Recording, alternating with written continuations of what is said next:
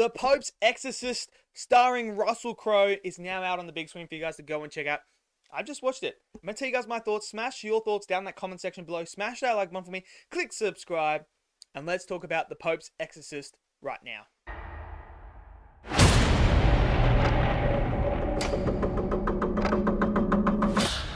Okay, so The Pope's Exorcist was a movie that I didn't really know was coming until I saw the trailer. And I tell you what, that trailer was awesome. I was like, dude, this looks like it's going to be a decent horror movie. This looks like this could scare the crap out of me and just give me all those horror vibes that I'm looking for. So I sat down and watched it. And man, this was actually quite a decent film. I enjoyed this film quite a lot. There are certain things in this film that kind of did take away from it and went down a different route that I wasn't expecting. But then there's some stuff in here that I absolutely adored and loved. Now, Russell Crowe, let's just start off with Russell Crowe. Man's just absolutely brilliant. World class in this. Like, so freaking good. He is so good as Gabriele here. And I bought it. I bought his whole demeanor, everything about it. When it came to his character, I absolutely loved this idea of a man that his faith cannot be shaken by anything.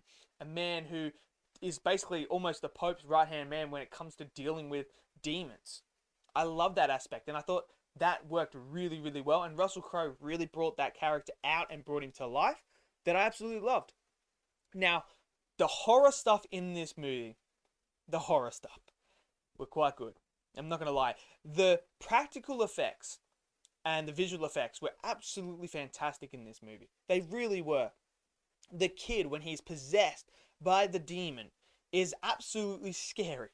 Like, I'm sitting there, I'm like, yeah, I ain't going in that room. There ain't no chance anyone could pay me any amount of money on this planet Earth for me to walk in that room with that kid looking like that. No, thank you. It was really, really cool. And there's this one moment where Russell Crowe's Gabriele is standing there above the kid, and he's got like this tool, and he's moving it like this, and the visuals of the eye of the kid when they shift is just absolutely phenomenal. Like, it was so good. I was sitting there, I was like, man, that is a really good visual right there. And to show you the separation that there is a demon inside him was fantastic. And just, there was moments here with like blood and gore and stuff like that was happening. And I was like, wow, okay, that's very interesting because it looks freaking scary. I'm like, what is going on here? And it was just absolutely fantastic. Like, that horror stuff worked so well. And the sister, man. When you hear that knock, when it comes to the sister, man, I was on the edge of my seat. I'm not going to lie. I was sitting there like, just don't go towards that noise. Freaking me out. Which is exactly what I want in a horror movie. To give me that anxiety, to give me that scared feeling. And it delivered on that aspect. And that's all I can really ask for it. Now, as for the story itself, you know what? This story actually was quite intriguing for me.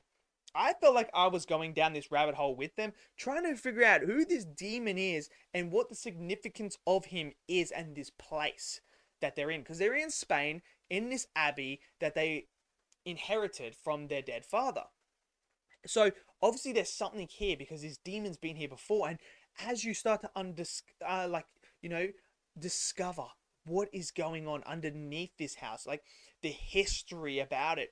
And when he's explaining those histories and everything that occurred with the demons and all that stuff, man, I'd be lying to say if I wasn't intrigued. I was sitting there like, wow, this is actually a lot deeper of a story than I was expecting in a good way. And it worked on that level. And I'm sitting there like, yep, okay. I'm with you here. This sounds really, really interesting. Give me some more of this. So that all worked for me. The story was great. The lore was fantastic as well. And I thought that was all great. Now, some of the issues I did have with this film, though, is I didn't quite feel like they nailed the aesthetic look of 1987. I didn't feel like it was in the 80s at all. I really felt like it was in the modern day. I wish, like, this is set in 1987. I just wish they got that element of it and made me feel like that. Personally, I'm sitting there, I'm kind of like, this does not feel like that. And there's like a big wide shot of Rome. I think it's Rome. And like you see everything there. And it just looks like today's world. Like the cars going around, everything like that. I was just scratching my head like, that really looks like it's set in the modern age. Like in the modern day right now, rather than back then. So I wish they nailed that a bit more. But overall, look, this film is fun. If you're looking for a good horror film that is going to scare you, that you're going to get that anxiety feeling, that you're going to get all that about it, this is probably the film for you. And some of the shots were fantastic in here.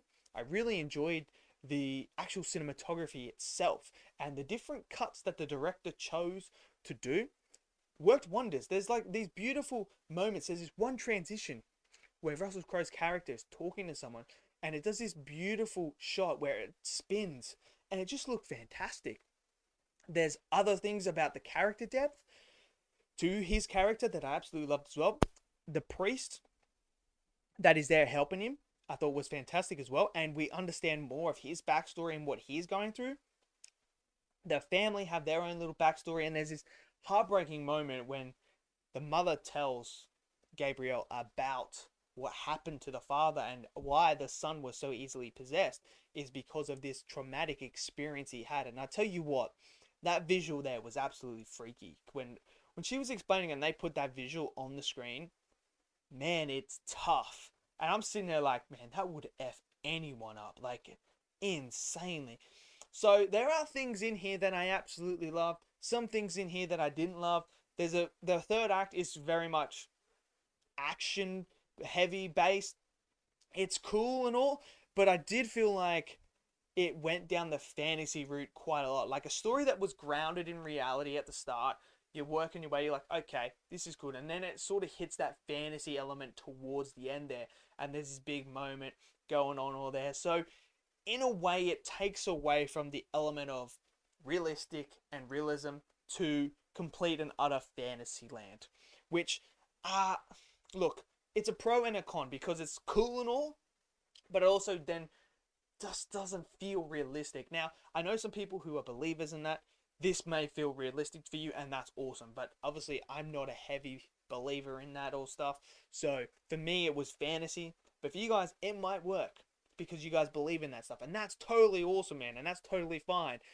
That's awesome. I wish I had that feeling. But for me, I feel like the fantasy element there towards the end just took a little bit off the edge for me. So overall, I enjoyed this film quite a lot.